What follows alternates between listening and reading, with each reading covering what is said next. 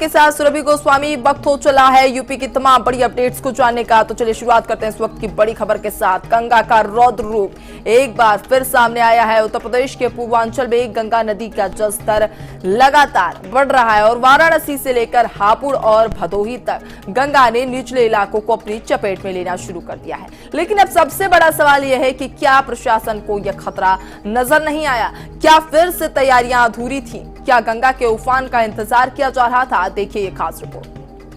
भदोही में गंगा का रौद्र रूप अब डराने लगा है। नदी चेतावनी बिंदु 80.20 मीटर के बेहद करीब पहुंच चुकी है और बस कुछ ही फीट का फासला बाकी है। हालात तेजी से बिगड़ रहे हैं, खासकर कोनिया इलाके में जहां खेतों में कटान शुरू हो चुका है।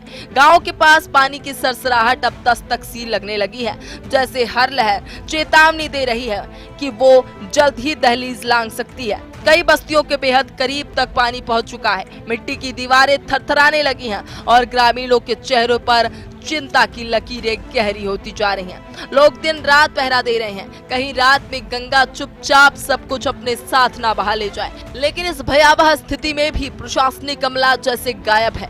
ना नावें दिख रही हैं, ना राहत सामग्री की कोई तैयारी। लोगों का कहना है कि खतरे की आहट तो कई दिनों पहले मिल चुकी थी, लेकिन अब तक ना तो कोई अफसर आया, ना कोई मदद। गंगा की लहरें चढ़ रही हैं और भरोसा धीरे धीरे उतर रहा है।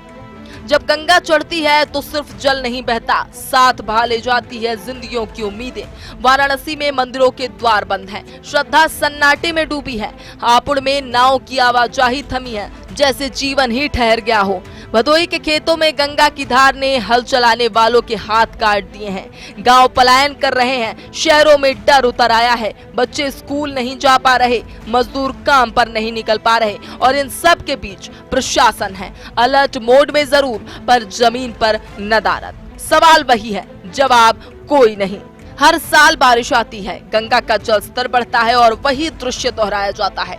डूबती बस्तियां, भागते लोग, टूटती उम्मीदें। क्या ये सिर्फ प्रकृति का दोष है या फिर लापरवाह तंत्र की वो कहानी जो हर साल बाढ़ के साथ बह जाती है? नावें तब भेजी जाती हैं जब गांव पहले ही डूब चुके होते हैं। राहत सामग्री तब पहुंचती है जब लोग भूख, प्यास और बीमारी से टूट चुके होते हैं। कागजी योजनाएं बनती हैं, लेकिन धरातल पर उनका नामो निशान नहीं दिखता।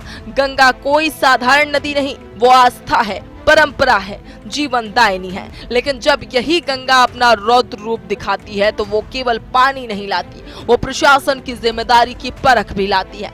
क्या हम हर साल चेतावनियों की लिस्ट बनाते रहेंगे या अब सख्त और ठोस फैसलों की शुरुआत करेंगे?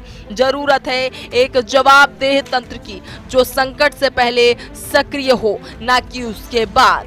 बाढ़ को नियति मानना छोड़िए, इसे एक व्यवस्थागत चुनौती समझिए और हर गांव, हर घाट, हर जीवन की रक्षा को प्राथमिकता बनाइए, क्योंकि अगली बार गंगा और भी तेज बह सकती है।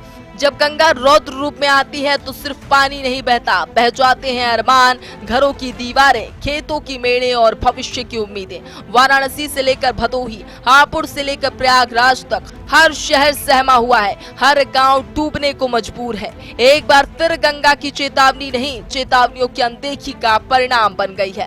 सरकार के दावे, प्रशासन की तैयारियां सब पानी में बह गए। लोग छतों पर शरण लिए बैठे हैं, बच्चों की आंखों में डर है और बूढ़ों के चेहरों पर मायूसी। सवाल है, क्या हर साल यही त्रासदी दोहराई जाएगी? गंगा की हर लहर बस पानी नहीं लाती, वो लाती है एक सवाल कि क्या हमने कुछ सीखा, क्या हमने कुछ बदला? लेकिन जब सवालों के जवाब राहत कैंपों में रोते बच्चों की आंखों में हो और टूटे घरों की दीवारों पर, तब साफ हो जाता है कि ये सिर्फ कुदरत का कहर नहीं, हमारी लापरवाही की पटकथा है। साल दर साल बाढ़ आती है, गांव डूबते हैं, खेत उजड़ते हैं और नेता सर्वे करके लौट जाते हैं। व्यवस्था वादों में सिमट जाती है, जमीन पर कुछ नहीं दिखता। गंगा बार बार चेतावनी देती है, लेकिन हम हर बार उसे अनसुना कर देते हैं। अब भी वक्त है नदियों से नहीं, अपनी सोच से लड़ने का, सिस्टम को झकझोरने का, वरना अगली लहर और ज्यादा जिंदगियों को बहा ले जाएगी और हम बस अफसोस के किनारे खड़े रह जाएंगे, बेजान, बेबस और बेआवाज। यह भदोही जनपद में हम देख सकते हैं कि किस तरह यहाँ पे गंगा का जलस्तर लगातार बढ़ रहा है और यहाँ पर अगर बात की जाए कि जो गंगा का जलस्तर का लेवल है भदोही जनपद में वो 80 मीटर के यहाँ पे जो चेतावनी बिंदु है 80 मीटर। और यहाँ आप देख सकते हैं कि हम भदोही जनपद के ज्ञानपुर तहसील के बेरासपुर गंगा घाट पे है और यहाँ पर देखा जा रहा है कि गंगा का जलस्तर किस तरह बढ़ा हुआ है। आप पीछे देख सकते हैं कि गंगा का जो जलस्तर है वो बढ़ा हुआ है। और यहाँ पर अगर बात की जाए तो इसमें बारिश भी हो रही है और इसको लेकर के जो गंगा किनारे के लोग हैं उनको कहीं न कहीं यह लग रहा है कि वास्तव में कितना गंगा बढ़ेगी, कहाँ तक यह गंगा बढ़ेगा। जो गंगा किनारे के लोग हैं उनको कहीं न कहीं एक आशंका बना हुई है। अगर यहाँ बात की जाए तो यहाँ पे जो प्रशासन की तरफ से लोगों की लगाई गई ड्यूटी, यहाँ पे अगर स्थानीय लोगों से बात की जाए तो अभी तक यहाँ पर न कोई लेखपाल आया है न कोई ऐसे लोग आए हुए हैं। हालांकि अगर भदोही जनपद की कोनिया की बात की जाए तो वहाँ पे गंगा का जलस्तर बढ़ने से वहाँ का कटान जो है काफी होता है और काफी मात्रा में जो खेत होते हैं गंगा में समाहित होते हैं। और इसी तरह की पूरे जनपद में देखा जा रहा है कि गंगा का जलस्तर बढ़ने से लोगों की धड़कनें बढ़ी हुई हैं। हालांकि अभी तो देखा जाएगा कि वास्तव में गंगा का जलस्तर घटता है, आगे ही बढ़ता रहता है। अब ये तो आगे समय ही बताएगा। लेकिन जिस तरह गंगा का जलस्तर बढ़ रहा है, बेशक गंगा किनारे के लोग रहने वाले लोग हैं उनको कहीं न कहीं एक बड़ा डर बना हुआ है कि अगर गंगा के जलस्तर में भारी वृद्धि होगी तो कोई बड़ी क्षति हो सकती है। हालांकि जिला प्रशासन इसके लिए पूरी तरह तैयार है। बताया जा रहा है जिला प्रशासन की तरफ से कि हर जगह बाढ़ चौकी बनाई गई है और लोग उस पर सतर्क है, नजर बनाए हुए हैं। लेकिन हकीकत यह है कि अभी हम बेरासपुर गांव में यहाँ पे कई दिनों से गंगा का जलस्तर धीरे धीरे बढ़ रहा है, लेकिन अभी तक यहाँ पर लेखपाल इत्यादि नहीं पहुंचे हैं।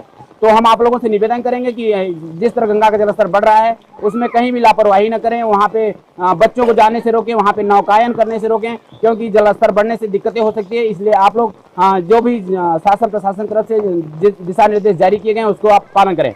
वाराणसी, जहां हर सुबह गंगा आरती की घंटियों से शुरू होती है, वहां आज सन्नाटा पसरा है। आस्था की इस नगरी में गंगा अब शांत नहीं रही, वो विकराल रूप में बह रही है। घाटों की वो सीढ़ियां जहां कभी श्रद्धालु डुबकी लगाते थे, अब पानी में डूबी हैं। 80, नगवा, आदि केशव, राजघाट और लाल घाट जैसे इलाके बाढ़ की चपेट में हैं। मंदिरों के दरवाजों तक पानी पहुंच चुका है, कई मूर्तियां जल में समा गई हैं। दुकानदार अपने वर्षों पुराने ठिकानों को छोड़ रहे हैं, दुकानें खाली हो रही हैं, सामान बोरे में भरकर ऊंची जगहों की ओर पलायन हो रहा है। गलियों में जहां कभी भजन और मंत्र गूंजते थे, वहां अब घुटनों तक पानी है और डर की लहर है।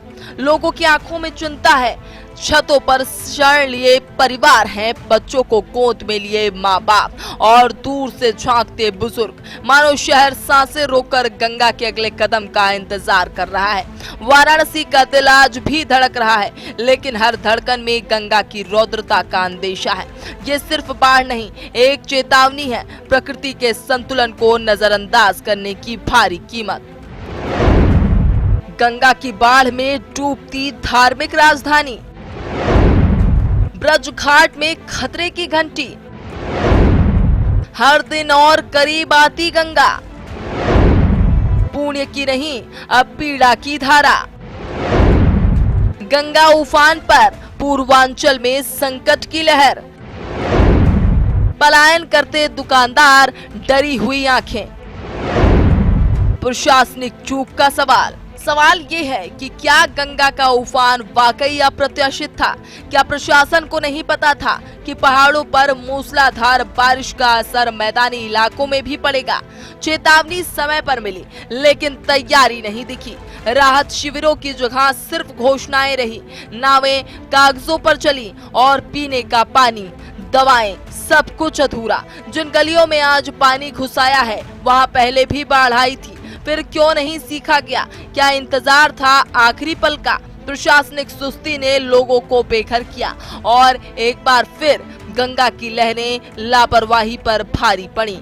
तस्वीर हापुड़ की। ब्रज घाट पर गंगा का मंजर डराने लगा है। शांत बहती नदी अब रफ्तार पकड़ चुकी है, लहरें जैसे चेतावनी दे रही हों। बिजनौर बैराज से छोड़ा गया पानी जब गढ़ गंगा तक पहुंचा तो नजारा पल में बदल गया। जलस्तर इतनी तेजी से बढ़ा कि किनारे बसे गांवों में अफरा तफरी मच गई। खेतों के किनारे बहते पानी ने अब आंगन की देहरी छूनी शुरू कर दी है। गांव वालों की आंखों में चिंता, लेकिन उम्मीदें भी अब भी प्रशासन की ओर टिकी हैं। प्रशासन ने अलर्ट तो जारी कर दिया, बाढ़ चौकियों को सतर्क कर दिया गया, लेकिन जमीनी राहत नदारद है। ना नावें पहुंची, ना पीने का पानी, ना मेडिकल किट। सबसे हैरानी की बात, गंगा में नाव चलाने पर रोक लगा दी गई है। ऐसे में सवाल उठता है कि क्या बिना नाव के बाढ़ राहत मुमकिन है? क्या सतर्कता केवल आदेशों तक सीमित रहेगी? लोग अब खुद अपनी सुरक्षा की कवायद में जुटे हैं, लेकिन इस सब के बीच गंगा की लहरें और प्रशासन की चुप्पी दोनों ही डर पैदा कर रही है। बाढ़ केवल पानी नहीं लाती, वो सवाल भी लाती है। क्या हम सच में तैयार हैं? मेरा नाम मनु निषाद और हम ब्रिज घाट के नाविक हैं और यहाँ पर गंगा जी का जल स्तर काफ़ी बढ़ रहा है और यहाँ पर प्रशासन अलर्ट है और यहाँ पर काफ़ी नाविकों की ड्यूटी भी लगी हुई है और गोताखोर भी तैनात हैं और यहाँ पर सब प्रशासन के साथ है। प्रशासन काफ़ी ध्यान रख रहा है यहाँ पर और बोट वाले भी अपनी लाइफ जैकेट के साथ बोटों का संचालन कर रहे हैं। जिलाधिकारी ने हालात की गंभीरता को देखते हुए खुद मोर्चा संभाला है। उन्होंने बताया, हमने गोताखोर तैनात किए हैं ताकि आपात स्थिति में त्वरित राहत दी जा सके। प्रशासन लगातार गंगा के बढ़ते जल स्तर पर नजर बनाए हुए है। जिलाधिकारी ने लोगों से अपील की है कि वो गंगा के किनारे न जाएं और किसी भी अफवाह पर ध्यान न दें। बाढ़ चौकियों को सक्रिय किया गया और स्थानीय पुलिस और आपदा प्रबंधन टीमें अलर्ट मोड पर हैं। प्रशासन की कोशिश है कि किसी भी जान माल की हानि ना हो और हालात पर पूरी तरह नियंत्रण बना रहे। देखिए, सबसे पहले तो जो मोटर बोट्स चल रही हैं उनके आगमन के ऊपर तत्काल रोक लगाने के निर्देश दिए गए हैं। साथ ही साथ चूंकि नदी का वेग भी इस वक्त ज्यादा है तो बैरिकेडिंग करके वो बिंदु चिन्हित किए गए हैं जहां तक नाव जा सकती है। खतरे के निशान को चिन्हित किया गया है और साथ ही साथ सभी नाविक जो इस वक्त अपनी नाव चला रहे हैं वो लाइफ बोट के साथ स्वयं भी और उसमें जो सवारी बैठ रही है उनके लिए भी व्यवस्था करना सुनिश्चित करेंगे। गोताखोरों की पर्याप्त मात्रा में तैनाती की गई है। हमारे होमगार्ड डिपार्टमेंट के जो होमगार्ड्स हैं जिनको गोताखोरी की ट्रेनिंग मिली है उनको भी वहाँ पे तैनात किया गया है और ये सुनिश्चित किया जाएगा कि किसी भी परिस्थिति में किसी व्यक्ति को गंगा नदी में खतरे के बिंदु के पास जाने की अनुमति ना दी जाए। बता दें, आज किसानों में जो है गंगा किनारे जितने गांव हैं उनमें हाहाकार जो है मच चुका है कि गंगा जो है निशान पर जो खतरे का निशान है, खतरे के निशान से कुछ ही मात्र थोड़ी सी दूरी पर है, खतरे के निशान पर पहुंचने वाली है। नाविकों से कह दिया गया है, डीएम जिला अधिकारी जो है अभिषेक पांडे ने कह दिया है कि नाविक अपनी नाव ना उतारें, ज्यादा पानी गहरे पानी में न जाएं। नाविक ध्यान रखें कि कोई आदमी अगर नहाने स्नान करने के लिए जा रहा है तो उसे रोका जाए और बैरिकेडिंग जहां तक लगाई गई है वहां तक स्नान कराया जाए।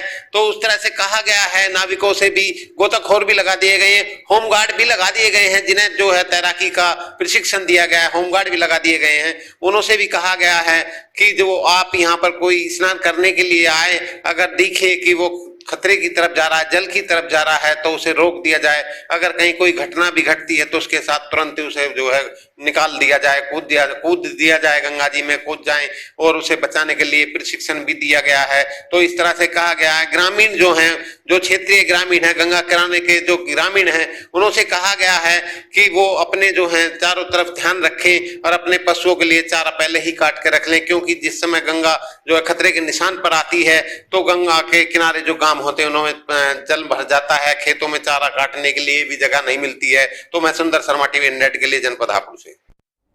एक बड़ी अपडेट की ओर बढ़ते हैं। पीएम मोदी का वाराणसी दौरा। पीएम किसान सम्मान निधि की 20वीं किस्त जारी की गई है। पीएम ने 2200 करोड़ की परियोजनाओं की सौगात दी है। काशी के लोगों को मेरा प्रणाम, ये कहा है पीएम मोदी ने। ऑपरेशन सिंदूर के बाद पहली बार काशी आया हूं और पहलगाम में 26 निर्दोष लोगों की हत्या हुई थी। पीएम की दूरदर्शिता का लोहा मानती है दुनिया। पीएम को कई देशों ने दिया अपना सर्वोच्च सम्मान। काशी की आत्मा सनातन, आत्मीयता वैश्विक, ये कहना है सीएम योगी का। सीएम योगी ने इस दौरान बयान दिए हैं, काशी दुनिया के लिए आकर्षण का केंद्र है। काशी को नई पहचान के साथ आगे बढ़ा रहे हैं पीएम मोदी। प्रधानमंत्री नरेंद्र मोदी एक बार फिर अपने संसदीय क्षेत्र वाराणसी पहुंचे, लेकिन इस बार का दौरा सिर्फ एक कार्यक्रम नहीं बल्कि एक संकल्प था। काशी को वैश्विक मानचित्र पर एक नई पहचान दिलाने का। ऑपरेशन सिंदूर के बाद यह पीएम मोदी का पहला काशी दौरा है और इस पावन नगरी में आते ही उन्होंने श्रद्धा के